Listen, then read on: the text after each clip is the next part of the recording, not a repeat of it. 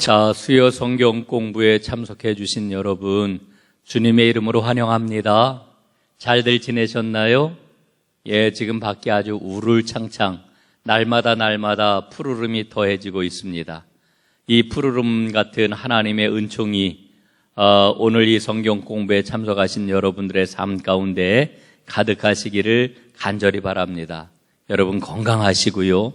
이 코로나 상황을 우리 모두 다 잘 이겨내도록 하십시다.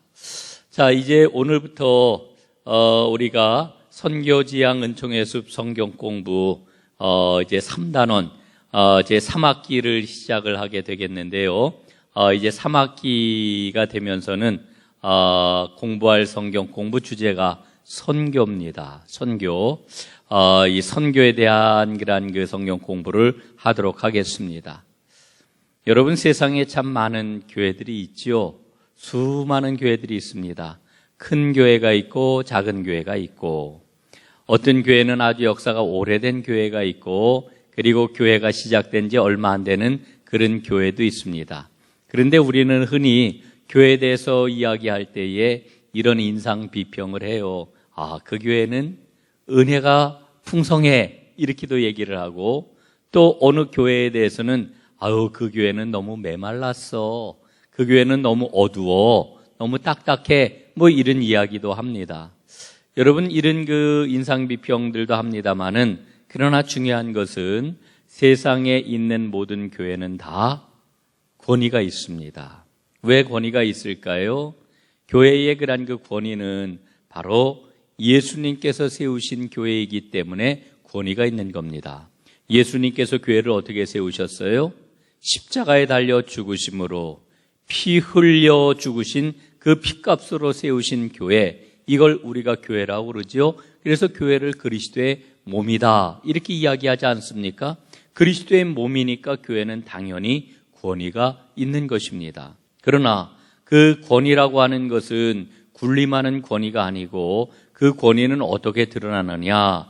교회가 우리 주님께서 주신 사명을 잘 감당하게 될 때, 그때에 교회의 그 권위는 드러나게 되어 있습니다. 그래서 주신 그 사명을 잘 감당하는 것을 가리켜 우리는 소명이다, 이렇게 이야기를 합니다. 여러분, 우리나라의 그 종교적인 상황을 좀 한번 생각을 해보면 말이죠. 아주 먼 옛날 신라 시대에 이 땅에 불교가 들어왔습니다. 그래서 신라 시대 400년 동안 이제 불교가 지배적인 종교가 되었고요. 그리고 고려 500년 동안 또한 불교가 백성들의 마음을 다스렸습니다. 그래서 근 1000년 동안 불교가 우리 민족의 그 정신을 형성하는데 굉장히 큰 영향력을 미쳤지요. 그리고 조선시대 500년 동안은 유교를 숭상하지 않았습니까? 그래서 우리의 마음 속에는 유교는 물론이고 불교의 그러한 정신들이 아주 뿌리 깊이 체화되어 있다, 이렇게 이야기할 수 있습니다. 거기에 비해서 기독교는 이 땅에 들어온 지 130여 년, 공식적으로는 140년이 채 되지 않은 아주 짧은 기간 동안 이제 우리 민족과 함께해 왔습니다. 그런데 지금 자랑스러운 것은 교회가 이 땅에 들어온 이후에 우리 모든 그러한 백성들은 교회에 대해서 신뢰를 보내고, 교회를 통해서 희망을 발견하고, 그리고 사랑이 무엇인지를 보면서, 교회가 참 좋구나, 기독교가 정말 우리에게 생명을 가져다 주는구나 라고 하는 이와 같은 그런 의식들이 굉장히 강했던 것을 우리는 잘 알고 있습니다. 그런데 요 근래에 들어가지고 많은 사람들이 교회에 대해서 지탄을 합니다. 지탄을 보내고 있어요. 그런 그 모습을 보면서 지금 한국교회, 한국기독교회가 큰 위기에 봉착한 것이 아니냐라고 하는 이와 같은 이야기를 합니다. 정말 우리가 정신 바짝 차리고 하나님의 말씀을 새롭게 붙잡고 복음으로 돌아가 하나님의 일을 감당하기 위해서 뜨거운 마음으로 기도하고 하나님이 기뻐하시는 일을 잘 감당하는 교회로 거듭나야 되는 그런 중요한 시점에 처해 있다고 이렇게 생각을 합니다. 자, 여러분, 오늘부터 뭘 공부한다고 그랬어요? 선교가 뭐냐라고 하는 것을 공부한다고 그랬죠. 그러나 이 선교라고 하는 것은 여러분 사실은 부수적인 어떤 그런 공부가 아니고 복음의 본질이 뭐냐라고 하는 것을 살펴보는 그런 그 공부가 되겠습니다. 그리고 동시에 교회가 뭐냐라고 하는 것을 살펴보고 그 살펴본 바대로 실천하는 것이 바로 선교라고 이렇게 이야기할 수가 있겠지요. 그런 의미에서 이제 선교에 대해서 살펴볼 때에 제일 먼저 우리가 염두에 두어야 할 것은 교회론에 대해서 살펴보는 것입니다. 교회론 그러면은 여러분 굉장히 어렵고 딱딱한 그런 그 용어처럼 생각이 되는데 사실은 성경을 통해서 우리에게 일러주고 있는 교회의 모습이 어떤 것인지를 살펴보는 것입니다. 여러분 사도행전 말씀을 보게 되면은 교회의 특징이 어떤 것인지를 우리에게 일러주고 있습니다. 사도행전에서 우리에게 일러주고 있는 교회의 특징은 무엇입니까? 첫 번째는 교회는 성령 공동체다 이렇게 우리에게 일러주고 있습니다. 말씀을 한 군데 보도록 하지요. 사도행전 1장 4절입니다. 자, 여러분 한번 함께 한 목소리로 소리를 내서 이 말씀을 읽어보도록 하겠습니다. 시작. 예루살렘을 떠나지 말고 내게서 들은 바 아버지께서 약속하신 것을 기다리라. 아멘. 자, 예수님의 마지막 명령이에요. 예? 여러분 예수님이 부활하셨잖아요. 40일 동안 이 땅에 계셨잖아요. 그러다가 이제 예수님이 어떻게 하셔요? 승천을 하신다 말입니다. 예수님이 승천하시기 전에 제자들에게 뭐라고 말씀을 하시느냐 하면은 너희들 예루살렘을 떠나지 말아라. 그리고 아버지께서 주시마 약속하신 성령을 기다려라. 이렇게 지금 이야기를 하고 있는 거죠. 성령을 기다리래요. 그래서 제자들은 예수님의 말씀대로 예루살렘을 떠나지 않았고 하나님 앞에 간절히 기도할 때에 하늘문이 열리고 성령의 그러한 그 임재하심을 체험을 하게 되었죠. 그래서 탄생한 것이 바로 교회입니다.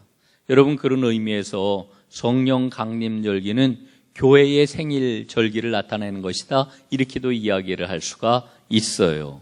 자, 그런데 이렇게 성령을 기다려라 하신 그런 그 예수님의 말씀은 사도행전에만 나온 게 아니고요. 요한복음에서도 예수님은 이렇게 말씀을 해 주셨습니다. 요한복음 14장 16절 말씀입니다. 제가 읽어보겠습니다. 내가 아버지께 구하겠으니 그가 또 다른 보혜사를 너희에게 주사 영원토록 너희와 함께 있게 하리니 이렇게 말씀을 합니다. 자, 예수님이 아버지께 구하시겠대요. 그래서 보혜사를 너희에게 주실 것이라고 말씀을 하셔요. 이 보혜사가 뭡니까? 보혜사, 바로 성령님입니다. 성령님을 너희에게 주사 이 성령님이 어떻게 하신다고요? 너희와 영원히 함께하게 할 것이다. 이렇게 말씀을 해주고 있는 겁니다. 여러분, 성령은 우리에게 오셔서 우리와 영원히 함께하시는 보혜사시라고 하는 것을 우리가 꼭 기억할 필요가 있지요. 자, 요한복음 말씀 한 군데 더 좀 살펴보도록 할게요. 요한복음 16장 13절 말씀입니다. 그러나 진리의 성령이 오시면 그가 너희를 모든 진리 가운데로 인도하시리니 그가 스스로 말하지 않고 오직 들은 것을 말하며 장래 일을 너희에게 알리시리라 이렇게 말씀을 합니다. 자, 예수님이 성령에 대해서 일러주고 계시는데 요한복음 16장에서는 성령에 대해서 뭐라고 일러주셔요? 진리의 영이시다 이렇게 말씀을 하셔요. 진리의 영. 그래서 어떻게 하신다고요? 우리를 진리 가운데로 인도해 주신대요. 예? 성령님, 우리를 도와주시고, 예? 우리에게 믿음을 주시고, 또 우리를 진리 가운데로 인도하시고, 그래서 우리로 하여금 이제 그 하나님께서 이루실 일이 뭔지도 알게 해 주시는 그 분이 바로 성령이시다. 이렇게 말씀을 해 주십니다. 자, 그런데 우리가 이제 신약 성경의 말씀만을 보게 되면은 성령은 예수님이 보내주신 그런 그 영이구나. 예수님께서만 성령을 보내주시겠다고 이렇게 말씀을 하셨구나. 이렇게 우리는 생각을 할 수가 있죠. 그러나 구약 성경을 보게 되면은 성자 예수님께서만 보내주신 그런 그 영이 아니라 성부 하나님께서도 보내시겠다고 약속하신 분이라고 하는 것을 우리가 발견을 해요. 여러분 요엘서 말씀을 한번 찾아보도록 할게요. 요엘 2장 28절 29절 말씀입니다. 구약 성경 예언서 요엘 2장 28절 29절. 그 후에 내가 내 영을 만민에게 부어주리니 너희 자녀들이 장래일을 말할 것이며 너희 늙은이는 꿈을 꾸며 너희 젊은이는 이상을 볼 것이며 그때에 내가 또 내 영을 남종과 여종에게 부어줄 것이며 이렇게 말씀을 합니다. 자, 여러분 여기에서 내가 내 영을이라고 말씀하고 있는 이 나라고 하는 게 누구입니까? 바로 성부 하나님이십니다. 하나님께서 말씀을 하시기를 내 영을 만민에게 부어줄 것이다. 그러면 자녀들이 장래일을 말하고 늙은이는 꿈을 꾸고 젊은이는 이상을 보고 그럴 것이다. 그래서 내 영을 남종과 여종에게 부어주겠다. 하나님께서 이렇게 말씀하고 계시는 거지요. 자, 그러므로 여러분, 자, 정리를 한번 좀 해볼게요. 교회가 어떻게 탄생되었다고 그랬습니까? 교회의 그런 그 탄생은 바로 성령이 임재함으로 교회가 이 땅에 존재하게 되었습니다. 성령이 임하지 않았다라고 하면은 아마 눈에 보이는 오늘날의 교회는 탄생하지 못했을 것입니다. 성령이 임함으로 말미암아 제자들이 성령 충만하여 하나님의 일을 온전히 하는 그러한 그 일을 감당하게 되고 그것이 바로 조직교회가 이 땅에 태어나는 그러한 그 계기가 되었는데 바로 성령이에요. 성령. 자, 그런데 성령을 누가 약속하셨어요? 우리 예수님, 성자 예수님이 약속하셨고요. 구약 성경을 보니까 성부 하나님께서 성령을 보내주시겠다고 또한 약속을 하셨어요. 그러니까 교회는 뭡니까? 성령으로 말미암아 탄생한 것이 바로 교회인데 이 성령님을 누가 보내신 거예요? 성자 예수님, 성부 하나님 이 두 분이 함께 보내주셨다라고 하는 거지요. 그래서 오늘날 이 땅에 교회가 존재하게 되었습니다. 자, 그래서 우리가 교회에 대해서 이야기할 때 꼭 기억해야 될 게 뭡니까? 교회는 성령 없이는 세워질 수가 없다라고 하는 거고요. 또한 교회는 성령 없이는 존속할 수도 없는 것입니다. 성령이 없는 교회, 여러분 생각을 할 수 있습니까? 성령이 없는 성도, 성령이 없는 예배, 상상할 수도 없는 거지요. 진정한 교회가 되기 위해서는 성령의 임재하심과 그 성령의 다스리심 그리고 성령의 인도하심을 받아야 됩니다. 그런 의미에서 교회는 성령 충만해야 되는 거지요. 성령 충만해야 되는 겁니다. 개인적으로도 모든 성도들은 성령 충만해야 되고요.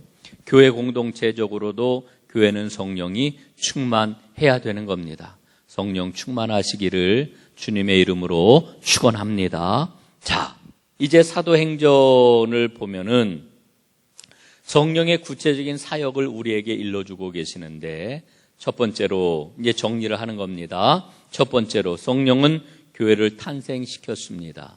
교회를 탄생시켰다. 또한 성령은 교회를 선교의 전선에 세우셨다. 예? 성령은 교회를 선교의 전선에 세우셨다. 그리고 세 번째로 성령은 교회로 하여금 실제로 선교할 수 있는 능력을 부어주셨다. 예? 이게 사도행전에서 나타나고 있는 성령의 역사입니다. 교회의 탄생, 그렇죠? 교회의 탄생.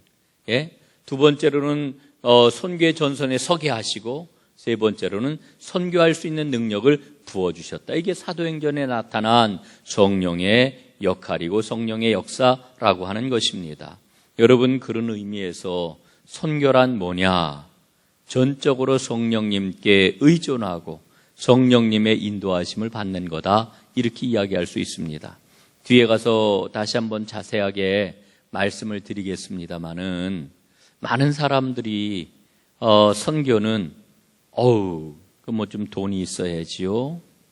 선교는 사람이 있어야지요, 이렇게 생각을 해요. 맞아요. 예, 선교라고 하는 것은 직접 사람이 필요하고요, 또한 물질이 필요한 것이 사실입니다. 그러나 아무리 사람이 많고 아무리 물질이 있다 할지라도 성령님께서 역사하시지 않으면은 선교는 제대로 진행될 수가 없습니다. 성령께서 인도하실 때에 온전히 순종하는 곳에 선교의 역사가 일어나는 거죠. 그래서 선교는 전적으로 성령의 역사로만 가능하다, 이렇게 이야기를 할 수가 있겠습니다. 자, 그래서 교회가 뭐라고요? 교회는 성령 공동체다라고 하는 것을 이제 말씀을 드렸습니다. 두 번째로 교회는 뭐냐? 선교 공동체라고 이렇게 이야기를 할 수가 있습니다. 사도행전에 나오는 그러한 두 번째 명령이 있는데요, 1장 8절 말씀입니다. 사도행전 1장 8절, 우리 함께 한 목소리로 이 말씀을 읽어보겠습니다. 시작. 오직 성령이 너희에게 임하시면 너희가 권능을 받고 예루살렘과 온 유대와 사마리아와 땅끝까지 이르러 내 증인이 되리라 하시니라. 아멘. 자, 여러분, 사도행전은 누가 썼습니까? 누가가 썼어요. 누가 썼습니까? 누가가 썼어요. 사도행전, 누가복음을 쓴 그런 누가가 사도행전도 썼습니다. 그래서 사실은 우리가 다 잘 알고 있는 바이지만은 사도행전과 누가복음은 따로따로 떨어진 책이 아니라 사실은 같은 그런 책이라고 볼 수가 있는 거죠. 누가복음을 제1권이라고 이야기를 하면은 사도행전은 제2권이라고 이렇게 이야기를 할 수가 있겠습니다. 그 누가가 뭐라고 이야기를 하느냐 하면은 교회는 선교 공동체다, 이렇게 말하고 있는 거예요. 이게 바로 사도행전의 핵심적인 그런 내용입니다. 예? 사도행전의 핵심적인 내용, 우리가 흔히 초대교회를 본받자 혹은 초대교회로 돌아가자 이렇게 이야기하잖아요. 여러분, 이 초대교회로 돌아가자라고 하는 말의 의미가 무엇입니까? 초대교회가 갖고 있던 그 믿음의 정신을 계승하자, 이런 이야기 아니겠습니까? 그럼 초대교회가 갖고 있는 가장 핵심적인 특징이 뭐예요? 선교 공동체라니까요. 선교 공동체. 교회는 선교 공동체예요. 예?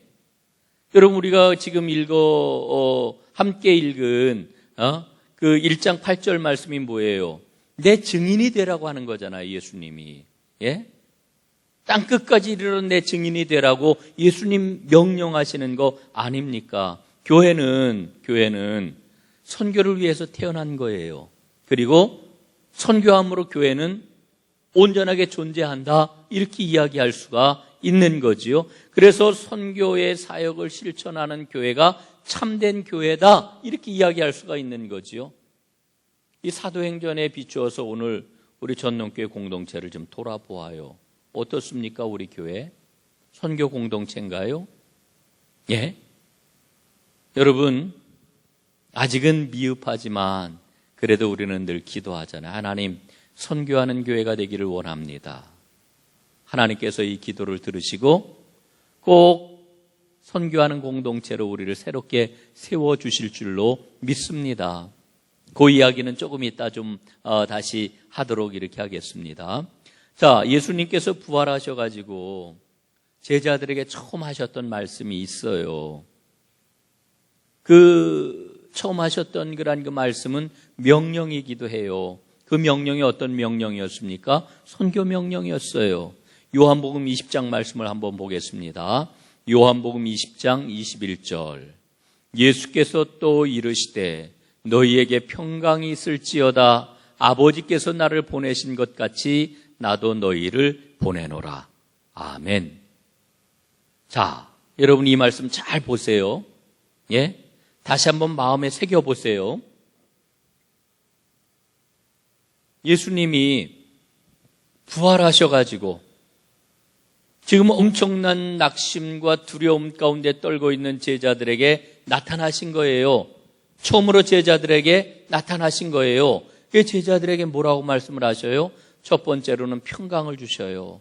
그 두려움과 그 낙심을 아시기 때문에 너희에게 평강이 있을지어다. 우리 주님은 우리에게 평강을 주시는 분이셔요.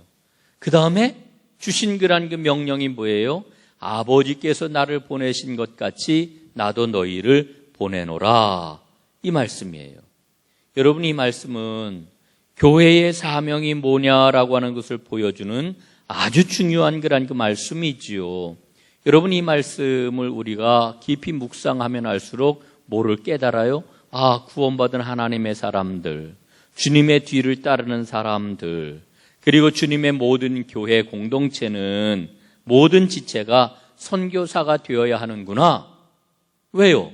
예수님 말씀하셨잖아요. 아버지께서 나를 보내신 것 같이 나도 너희를 보내노라. 오늘도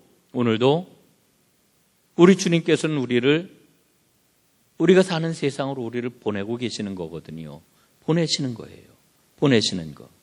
여러분, 그런 의미에서 볼 때 교회 공동체의 일원이 되었다라고 하는 것은 보냄받은 자로 사는 거라고 하는 것을 우리가 잊지 말아야 됩니다. 나는 보냄을 받았다. 마음에 새겨보세요. 나는 주님의 보냄을 받았다. 나는 보냄받은 사람이다. 예? 주님께서 나를 보내셨어요. 주님께서 나를 보내고 계셔요. 그 주님의 명령을 우리는 지금 받고 있다라고 하는 거지요. 여러분, 그래서 교회는 이 땅 위에서 언제나 선교 공동체로 존재해야 합니다. 초기 예루살렘 교회를 우리가 좀 한번 살펴볼 필요가 있어요. 초기 예루살렘 교회는 얼마나 부흥했는지 몰라요?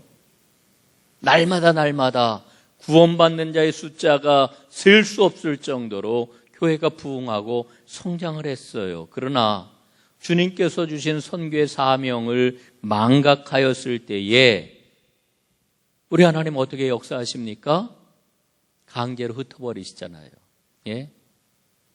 예수님 뭐라 그러셨어요? 예? 예루살렘과 온 유대와 사마리아와 땅끝까지 이르러 내 증인이 되라, 이렇게 명령을 하셨는데, 이 예루살렘 교회가 주님께서 주신 이 사명을 망각했다니까요. 잊어버렸다니까요. 그대로 행하지를 않았다니까요. 그랬을 때에 우리 주님께서는 이 교회를 강제로 흩어버리셨어요. 어떻게 흩어버리셨습니까? 박해를 받게 하셨죠. 스데반이 순교를 당하고 박해를 받게 하셨죠. 사도행전 8장 1절 말씀입니다. 한번 보세요. 그날에 예루살렘에 있는 교회에 큰 박해가 있어 사도 외에는 다 유대와 사마리아 모든 땅으로 흩어지니라. 예. 그날에 예루살렘에 있는 교회에 큰 박해가 있어 사도 외에는 다 유대와 사마리아 모든 땅으로 흩어지니라. 선교의 사명을 감당하지 못했더니 큰 시험이 와가지고 값비싼 대가를 치르고서 교회는 흩어지게 되었어요. 여러분, 사도행전 그 이후의 말씀을 보면 흩어진 사람들이 그때서야 어떻게 해요? 복음을 전하는 것을 우리가 본다 말이지요. 여러분, 성경 말씀을 잘 보세요. 우리가 앞에서 읽었던 말씀이 사도행전 1장 8절이에요. 예수님의 명령이죠. 사도행전 1장 8절 어떤 말씀입니까?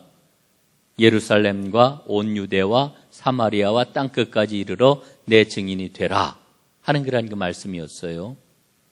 이게 주님의 그러한 그 선교 명령이잖아요. 그런데 이 명령을 지키지 않으니까 사도행전 8장 1절입니다. 저는 이 숫자의 의미도 굉장히 크다고 생각을 해요.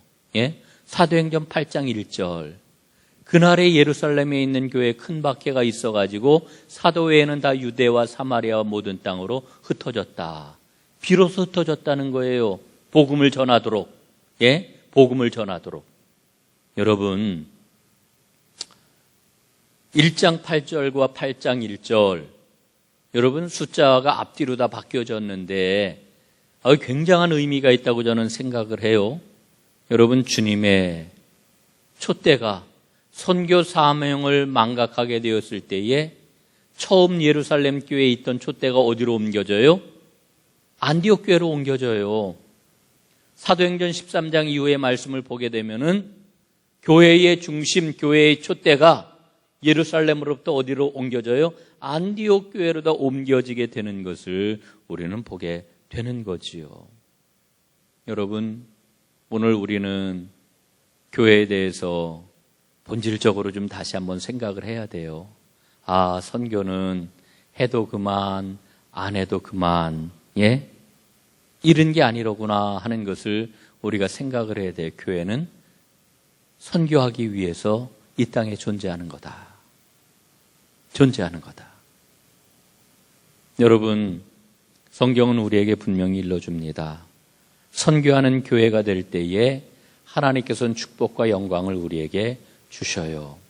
어떤 축복과 영광을 주실까요? 첫 번째로 선교적인 교회가 될 때 건강한 교회가 됩니다.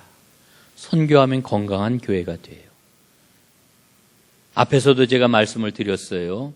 교회는 그리스도의 몸입니다. 예? 그런데 그리스도의 몸인 이 교회는 크다고 건강한 게 아니에요. 크거나 작거나 건강해야 돼요. 건강하지 못한 교회가 만약에 커진다라고 하면은 그거는 부흥하는 게 아니에요. 비대해지는 거지요. 비만증에 걸리는 거지요. 여러분, 비만증에 걸리게 되면 어떻게 돼요? 온갖 성인병이 찾아오게 되잖아요. 예? 이게 얼마나 몸을 망가뜨립니까? 여러분, 교회가 비대해지게 되면은 온갖 가지 문제들이 생겨나요. 제일 중요한 그런 그 문제가 뭐냐면 세속화되잖아요. 복음의 가치가 통용되는 게 아니라 세상적인 가치관. 예. 여러분, 오늘날 메가처치라고, 한국의 메가처치라고 말하는 그 교회들에게서 심심치 않게 일어나는 교회 내부에 부끄러운 모습들은 도대체 왜 생겨나는 걸까요? 건강하지 못하기 때문에 생겨나는 세속화의 질병인 거지요. 그뿐입니까? 타락하기가 쉬워요. 많은 문제를 배태하는 것입니다. 건강해지기 위해서는 운동을 해야 되고요.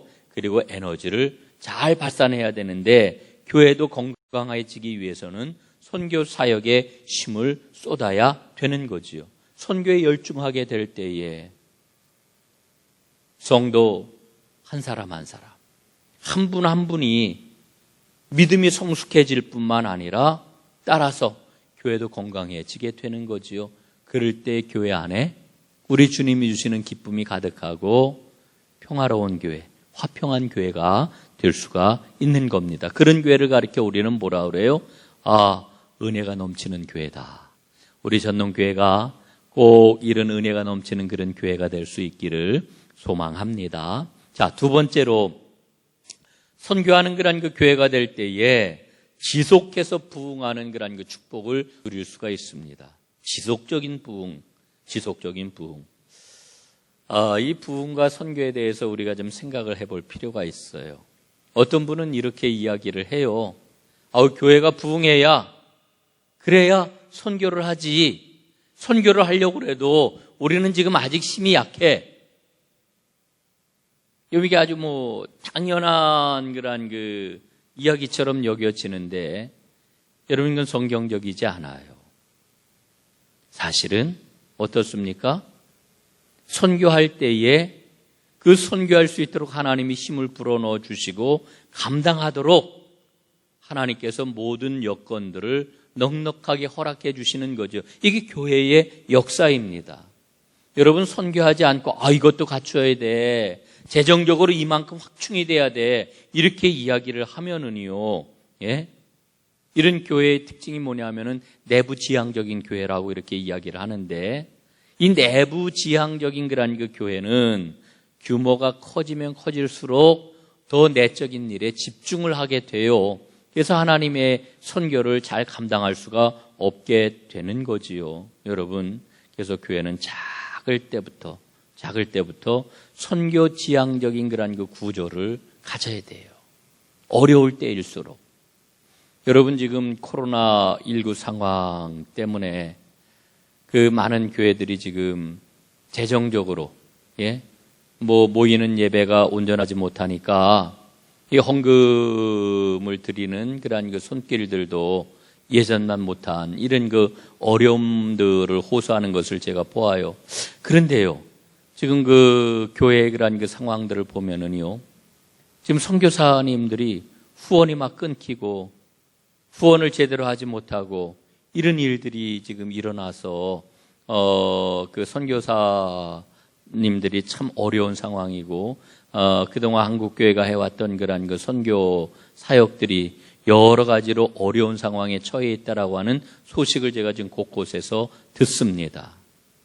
그런데 제가 참 우리 전동교회 여러 성도님들 보면서 참 감사한 게 있어요.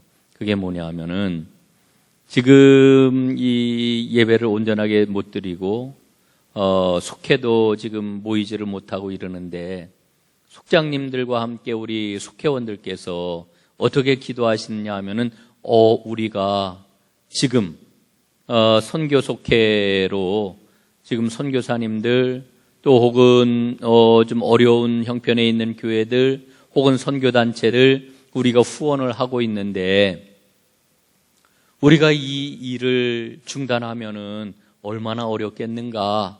이 일은 우리가 잘 감당해야지 이러면서 열심히 기도하고 그리고 후원하는 의미에서 이제 속회원금들을 여러분들이 잘 들으시기 때문에 지금까지 큰 어려움 없이 우리 교회에서 후원하는 그러한 그 여러 선교사, 여러 그러한 그 선교단체, 미자립교회에 대해서는 우리가 지금까지 잘 후원을 하고 있습니다. 하나님께서 기뻐하시는 일을 우리가 잘 감당하고 있는 거죠.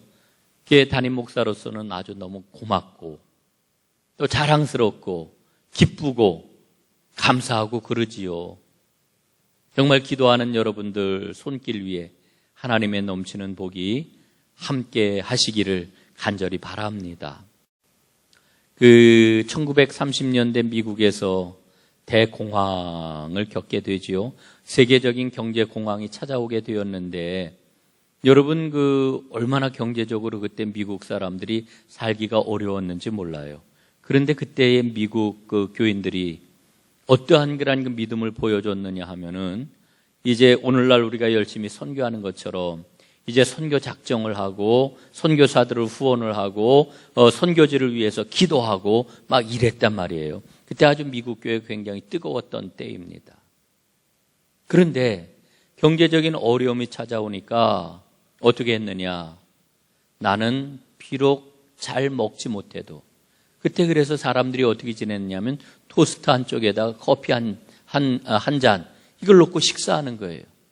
내가 비록 이렇게 긴축하며 살지라도 선교 후원은 내가 끊을 수가 없지. 그런 그 선교의 후원들이 모여가지고 복음이 전 세계에 아름답게 퍼져갔고 우리 한국 땅에도 복음이 아주 굉장한 그러한 그 역사를 이루게 되는 그런 그 결과들을 가져왔던 것을 보게 됩니다.